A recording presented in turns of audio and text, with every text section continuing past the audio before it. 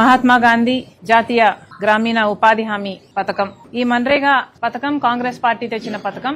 ఈ మన్రేగా పథకం కాంగ్రెస్ పార్టీ తేవడానికి ముఖ్య ఉద్దేశం గ్రామీణ ప్రాంతాలలో ఎంప్లాయ్మెంట్ అవసరం ఉంది, గ్రామీణ ప్రాంతాలలో వలసలు తగ్గించాలి అన్న ఉద్దేశంతో మహాత్మా గాంధీ పేరు పెట్టి ఈ పుణ్యమైన కార్యక్రమానికి 20 సంవత్సరాల క్రితం కాంగ్రెస్ పార్టీ ఈ పథకాన్ని చేపట్టడం జరిగింది. ఇది మన ఆంధ్ర రాష్ట్రంలో రాజశేఖర రెడ్డి గారు ముఖ్యమంత్రిగా ఉన్న రోజుల్లో ప్రధానమంత్రి మన్మోహన్ సింగ్ గారు, అప్పటి యూపీఏ చైర్పర్సన్ సోనియా గాంధీ గారు వచ్చి మన రాష్ట్రంలో బండ్లపల్లిలో ఈ అద్భుతమైన పథకానికి శ్రీకారం చుట్టడం జరిగింది. దాన్ని బీజేపీ పార్టీ తూట్లు పొడవాలని, ఆ పథకాన్ని కాదని ఇప్పుడు విబి గ్రామ్ అని కొత్త పథకం తేబోతున్నారని కొత్త చట్టం తీసుకురావడం జరిగింది. దీన్ని వ్యతిరేకిస్తూ కాంగ్రెస్ పార్టీ ఈ పథకాన్ని, పాత పథకాన్ని, కాంగ్రెస్ పార్టీ తెచ్చిన మహాత్మా గాంధీ పేరు ఉన్న ఉపాధి హామీ పథకాన్ని సంరక్షించాలని ఒక ఉపాధి హామీ పరిరక్షణ యాత్రకి ఆంధ్ర కాంగ్రెస్ కమిటీ శ్రీకారం చుట్టడం జరిగింది. సరిగ్గా 50 రోజుల క్రితం అంటే ఫిబ్రవరి 2వ తేదీన ఉపాధి హామీ పరిరక్షణ యాత్ర మొదలు పెట్టడం జరిగింది. మీరు ఆ స్క్రీన్ లో చూస్తున్నట్టుగా we covered 4,866 to be precise కిలోమీటర్లు కవర్ చేయటం జరిగింది. మొత్తం అన్ని జిల్లాలు తిరగటం జరిగింది. మొత్తం 25 పార్లమెంటరీ సెగ్మెంట్స్ లో ఈ యాత్ర జరిగింది. ప్రత్యక్షంగా పరోక్షంగా 100కు పైగా అసెంబ్లీ కాన్స్టిట్యూయెన్సీలని టచ్ చేయడం జరిగింది. దాదాపుగా 45 రచ్చబండ కార్యక్రమాలు చేయడం జరిగింది. ఇవి కాకుండా public interactions, public corner meetings ఇలాంటివి ఎన్నో చేయటం జరిగింది. ఎన్నో లక్షల మందిని కాంగ్రెస్ పార్టీ కనెక్ట్ కాగలిగింది. వారి సమస్యలు విన్నాం.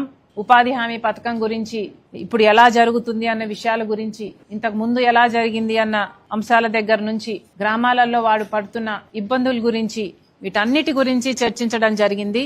ఈ యాత్ర మీరు చూస్తున్నట్టుగా 50 రోజులు క్రితం మొదలైన యాత్ర అన్ని జిల్లాలు పూర్తి చేసుకుని సక్సెస్ఫుల్ గా కాంగ్రెస్ పార్టీ ఈ కార్యక్రమం చేసిందని చెప్పడానికి మీ అందరి ముందు with great humility and with great pride also Congress party has achieved a great deal in taking part in connecting with the people. ఈ కార్యక్రమానికి ఎంతో మంది కాంగ్రెస్ పార్టీ కాడర్ నాయకులు ఎంతో మంది కృషి చేశారు.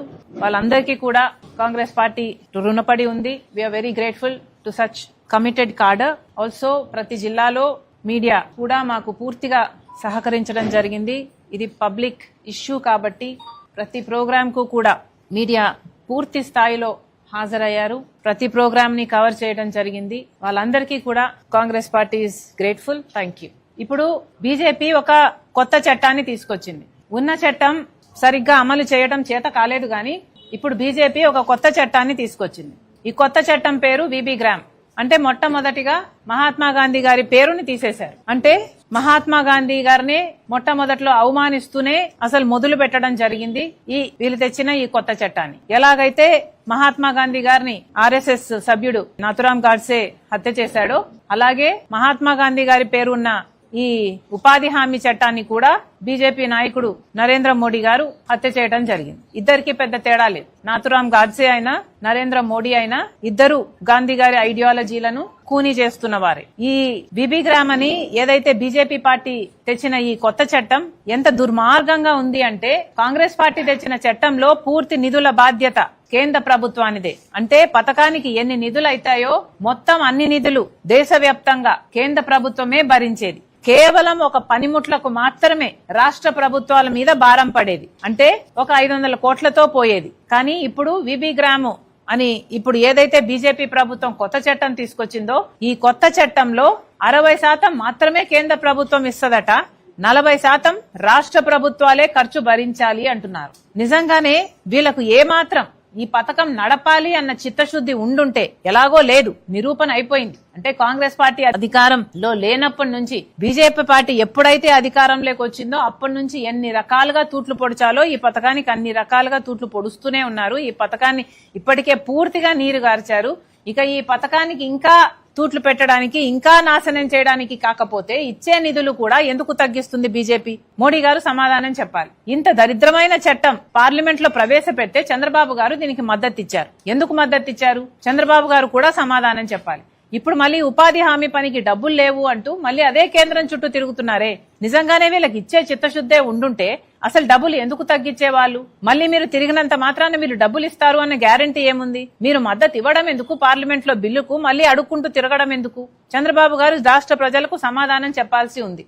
40% ఖర్చు భారం ఇప్పుడు రాష్ట్ర ప్రభుత్వం మీద పడుతుంది అంటే ముమ్మాటికి మన రాష్ట్రానికి అంత ఖర్చు భరించే స్తోమత లేనే లేదు. ఎందుకంటే ఇప్పటికే జగన్మోహన్ రెడ్డి గారి పుణ్యమా అని, చంద్రబాబు గారి పుణ్యమా అని 12 లక్షల అప్పుల కుప్ప ఉంది మన రాష్ట్రం మీద. అది సరిపోదన్నట్టు మన రాష్ట్రం ఇప్పుడు ప్రభుత్వ ఉద్యోగస్తులకు జీతాలు ఇచ్చుకోవాలన్నా కూడా అప్పులు తెచ్చుకొని ఇచ్చుకుంటున్నాం. అంటే మళ్ళీ అప్పులు తెస్తున్నాం, మళ్ళీ వడ్డీలు కట్టాల్సి ఉంటుంది. ఇంత దరిద్రమైన స్థాయిలో మనమే ఉంటే, మన రాష్ట్ర బడ్జెటే ఉంటే ఇప్పుడు ఇది సరిపోలేదు అన్నట్టుగా ఈ 40% భారం కూడా పడితే ఇంత భారం భరించే శక్తి మన రాష్ట్రానికి ఉందా? ఇక ఉపాధి హామీ పని జరుగుతుందా? ఇది మొత్తానికే నీరు గారిపోదా? అంటే ఇది వరకు 500 కోట్లు కేవలం పనిముట్లకు మాత్రమే రాష్ట్ర ఖజానా మీద భారం పడేది. 500 కోట్లతో పోయేది ఇప్పుడు 5,000 కోట్లు అవుతుంది. ఇంత ఖర్చు పెట్టుకునే స్తోమత మన రాష్ట్రానికి ఉందా?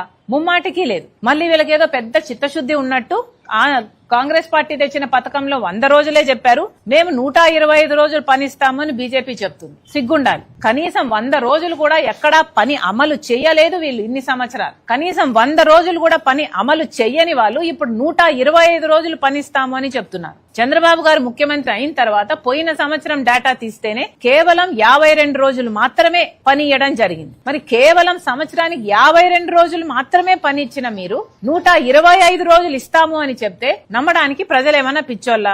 మీకు కనీసం 100 రోజులు పని ఇవ్వడం కూడా చేత కాలేదు. 100 రోజులు కూడా పని ఇవ్వడం చేత కాని వాళ్ళు, ఎక్కడా 100 రోజులు పని కూడా ఇన్ని సంవత్సరాలు అమలు చెయ్యని వాళ్ళు 125 రోజులు పని ఇస్తాము అని చెప్తుంటే నమ్మడానికి ప్రజలు వెర్రివాళ్లు కాదు. మళ్ళీ చెప్తున్నాం, నిజంగా బీజేపీకి చిత్తశుద్ధి లేదు. ఈ పథకం అమలు చేయాలి అన్న చిత్తశుద్ధి బీజేపీకి ఏమాత్రం ఉన్నా ఈ రాష్ట్రాల మీద ఈ ఆర్థిక భారం వేసేది కాదు. నిజంగానే బీజేపీకి ఈ పథకం నడపాలి అన్న చిత్తశుద్ధి ఉండుంటే 100 రోజులు పనిచ్చి నడిపేది. కనీసం అది ఎక్కడా నడపలేదు అంటే వీళ్ళకి ఏమాత్రం చిత్తశుద్ధి ఉందో ఈ పథకం మీద అదే అక్కడే తేలిపోతుంది. కేవలం లాస్ట్ ఇయర్ మాత్రమే 18.5 లక్షల జాబ్ కార్డులు కేవలం ఆంధ్ర రాష్ట్రంలోనే తొలగించేశారు అంటే ఇక వీళ్ళకి ఈ పథకం నడపాలి అన్న చిత్తశుద్ధి ఉంది అని నమ్మడం ఎలా? ముమ్మాటికి ఈ వీబీ గ్రామ్ అనే ఈ కొత్త చట్టం ఏదైతే ఉందో ఇదొక బూటకం, ఇదొక మోసం, అబద్ధం తప్పితే, ప్రజల్ని మభ్యపెట్టే ప్రయత్నం తప్పితే ఇంకొకటి కానే కాదు. మళ్ళీ చెప్తున్నాం, కాంగ్రెస్ పార్టీ ఈ వీబీ గ్రామ్ ని పూర్తిగా వ్యతిరేకిస్తుంది.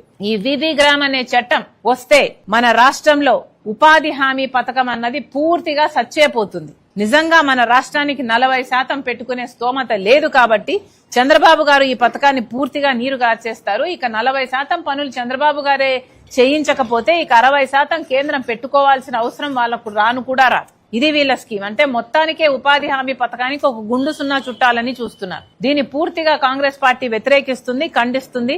ఇది తగదు.